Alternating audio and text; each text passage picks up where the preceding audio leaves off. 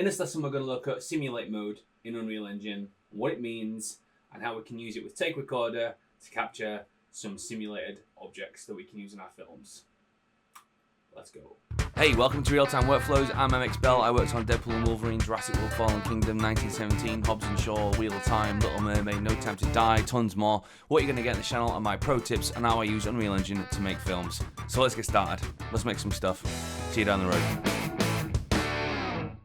Welcome back to Real-Time Workflows, MX Bell, all that shit. Right, let's go. Let's have a look at some fun stuff. We're getting into the cool shit now. Right, so I've kind of breezed across it on a couple of other lessons, but this green button here runs the game. What does run the game mean? So obviously Unreal Engine is a game. If you've ever played games, we're kind of in level editing mode. If this means nothing to you, I don't know what to do. It's the best analogy I've got. In the game, you might have a level editor. A lot of games do. I learned how to do some of this shit by playing Battlezone and making levels for it when I was like 15. It was 25 fucking plus years ago. An Unreal Engine editor is kind of like the level editor mode. You're not playing the game. You're just using the game engine to design something else. A level or a film or whatever it is. But when we hit play, that's going to play the game, right? So if you're making a first-person shooter and you've made an Unreal Engine project that's a first-person shooter, as we've seen before, and you hit play, guess what? You've got a gun, you're running around, you're playing the game, right? You can be making them, when you come out of it, you're making a level, then you hit play and you go and play the level. Like, that's how it works. But when we're making films, what does it mean for that? Well, we're not ever really going to run the game until we come to render. Certain things will be slightly different when we run the game, but we don't have to worry about that right now. What we're going to do is use the running of the game and the things that it triggers to record cool shit that we can use in our films. In my film, Present Brick Ridge, which is now on YouTube, and you can watch it. I'll put the link up there now. You can see that there's a section where he drives the truck, and that truck, one of the first things I did when I was learning Unreal Engine in 2020, I set up a drivable truck, and I learned how to record me driving it, and I drove it, and that thing that you see, the truck spinning around and driving, that's me driving it. One of the first things I ever did. I recorded it, and I used it throughout the next couple of years as I was making the film. So that's one of the things you can do if you've got first person shooter mode set up, and you can record your character running around and doing all the stuff. You can record a bunch of shit in the engine. I do recommend that you've seen the sequencer video from the last season. I'll put a link here. We're going to talk a little bit about sequencer. Nothing major, but just would help to have had a little exposure to sequencer before we get into this, because Take Recorder will record into sequencer. All right, so let's take a look. I can't remember what kind of game I set up for this, so I think it's nothing. It is nothing. It's just well, it's a game. I mean, I'm running around a level, so it's a game, right? He's there, he's talking, look. And then I can come up here. Okay. So that's what happens when the game runs now. If you'd set that up as a car game or a first-person shooter or a third-person platform thing, that's what you would see. If we go to simulate, now you see the game is running.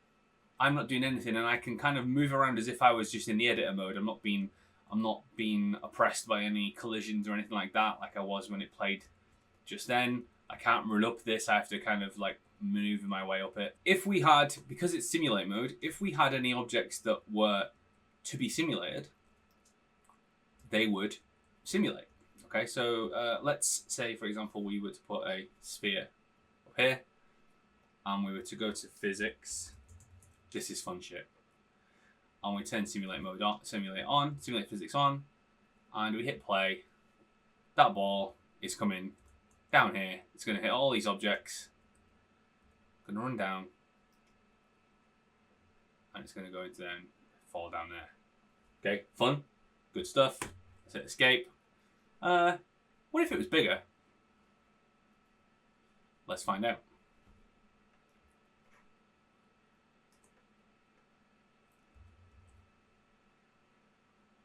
Oh, your man is oh, it's just just the right size to catch there.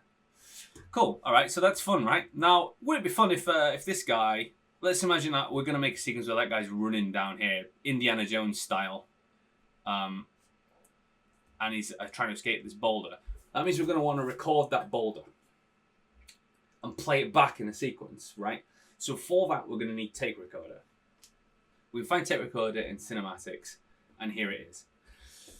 There's quite a lot of options here. I'm not gonna get into all of them. The most important thing is that there's a very specific order that you need to do this, or it will fucking crash, or do all sorts of weird shit, or just not work. So we're gonna get into that really. One of the safest things that I found to do is to record into a sequence.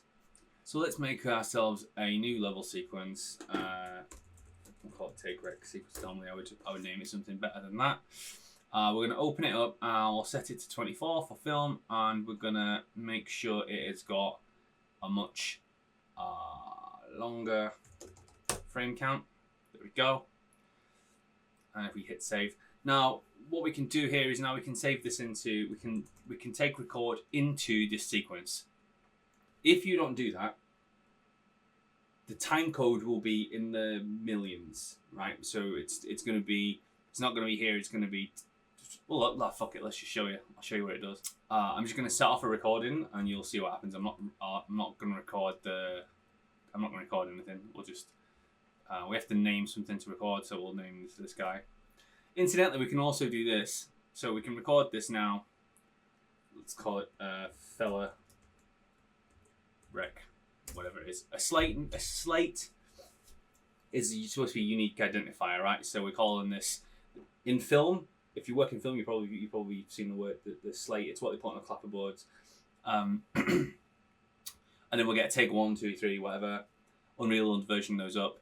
So in theory, we could do this. We can hit record on him, and we could actually kind of puppeteer him along like this.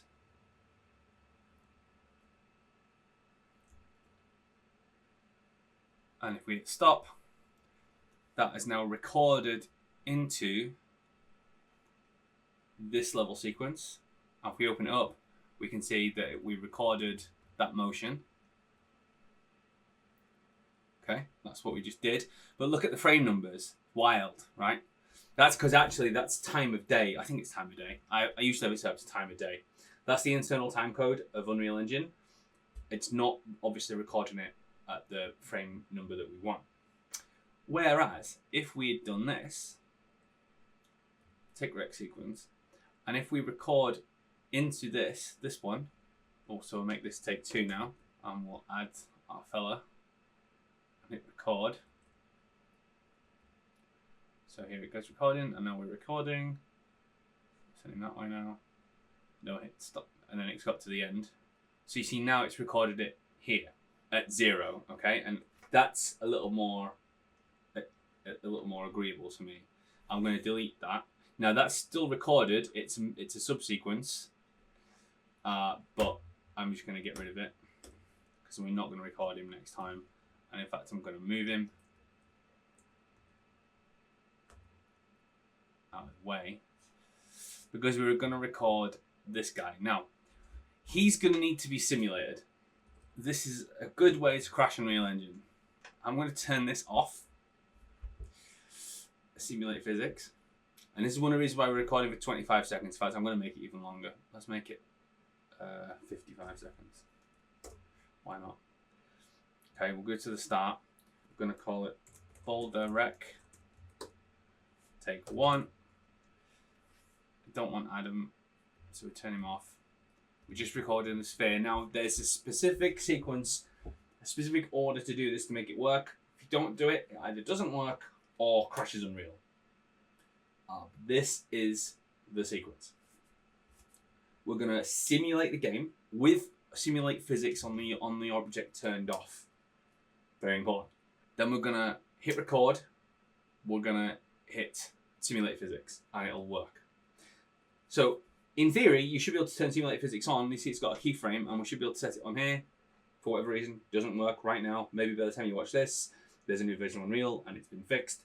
I don't know, but I just tested it, and it doesn't work. which is why we're doing it this way. So let's give it a go. The order is simulate the game, hit record, 3, 2, 1, and then we're going to hit simulate physics, and down he comes.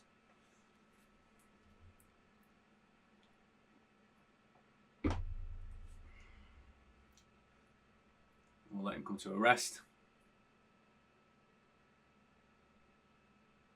Okay, stop. And now we can see there he is. He's still there. And when we turn off simulate physics, make sure you turn it back off. And there's our recorded one. Ignore that one. He's just lost his mind.